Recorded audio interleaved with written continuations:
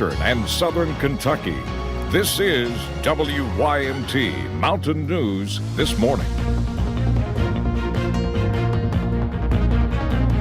Good morning. It is 4:59 on Monday, July the 22nd. I'm Will Puckett. Thank you for tuning into Mountain News this morning. Well, probably about 30 seconds ago, it came a downpour and then stopped. Kelly, this might be a trend that we see all day. The good news for it is it's going to bring cooler temperatures for us and not the hot ones we've seen the past couple of days. Yes, exactly. So I'm embracing this rainfall with open arms because we are going to see those cooler temperatures. However, that rainfall could be heavy at times, just like we heard a few seconds ago here in the WIMT studios. Let's go ahead and take you to our flash flood watch right now. This was issued just a few hours ago. Now this does go until 2 a.m. on your Tuesday, so that is all of today, as well as a few hours of tomorrow morning. Pinpoint Doppler, you can see here plenty of rainfall moving through the mountains, a little cell just here in Hazard. But overall, we're seeing that rainfall. We're going to see it continue throughout the day, and I'll have the latest on the rainfall updates in just a little bit, Will.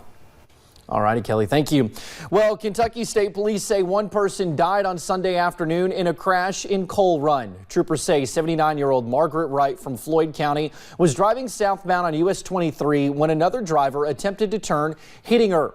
Wright was taken to Pikeville Medical Center where she was pronounced dead. A passenger in Wright's vehicle and the other driver were also taken to the hospital with injuries. No information on what those injuries are or identities has been released at this time.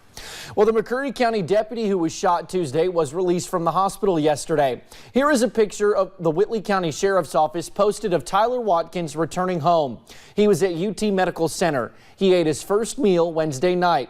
Kentucky State Police say Watkins was responding to a home on Lick Creek Road when Mark Dungan shot him from a car outside the house. Dungan drove off and then hit a constable head-on in his patrol car. Well, Kentucky State Police say one person is dead following an ATV crash in Letcher County. It happened Sunday evening near Laurel Lane in the Gordon community. Police say there were no other vehicles involved. We do not know the person's name at this time. Pulaski County deputies say one person is dead following a crash on East Kentucky 452. Deputies say the crash either happened on Saturday night or early Sunday morning. The driver, Kimberly Lane, was driving west when she ran off the shoulder of the road and hit a tree. Crews were called to the scene around 7:30 Sunday morning by someone passing by. One person was flown out and another was taken to the hospital in an ambulance after a crash on I-75 Sunday morning. Laurel County firefighters say it happened around 6:30 on I-75 southbound near mile marker 48. Exit 49 was shut down while crews cleared the scene. We do not know the names of the people injured or the extent of their injuries. To Wayne County, West Virginia now, where a man on home confinement was arrested on multiple drug charges. Clay McCoy was arrested after deputies found distribution quantities of crystal meth, marijuana, gabapentin, and Suboxone in his home. He was on house arrest for a 2018 drug conviction. Remote Area Medical will provide free dental, vision, and medical care in Eastern Kentucky next month. The RAM will hold a mobile health clinic in Elkhorn City on August 10th and 11th. The clinic will be located in the Lick Creek area at East Ridge High School. Services are free and no ID is required.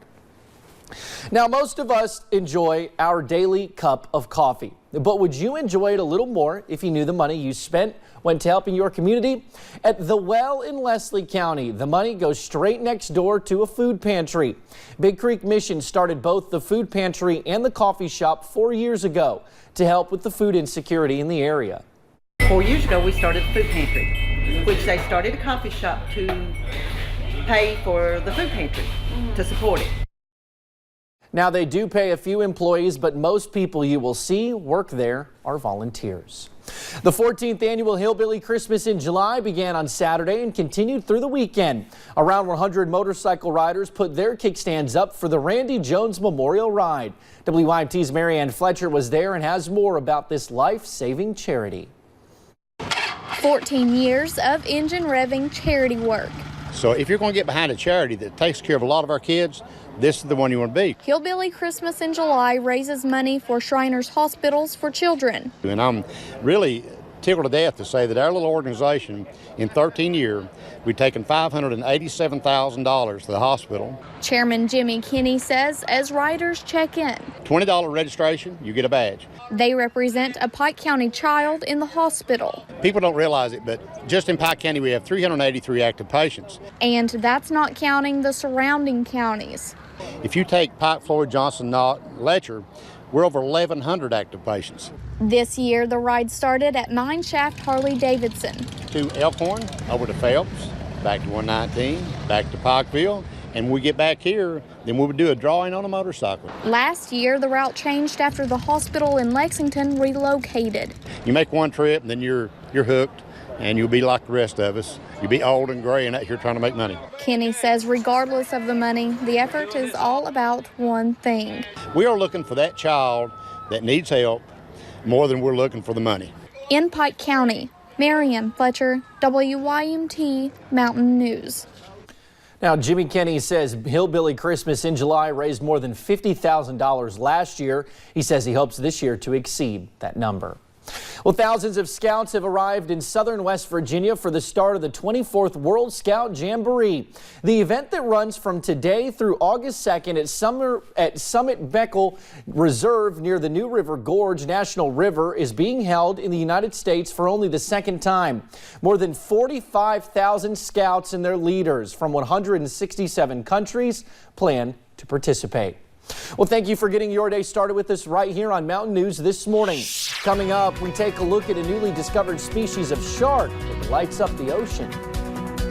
A flash flood watch is in effect through tomorrow morning, and we are expecting a pretty soggy day today. I'll tell you what we have to look forward to in my forecast next.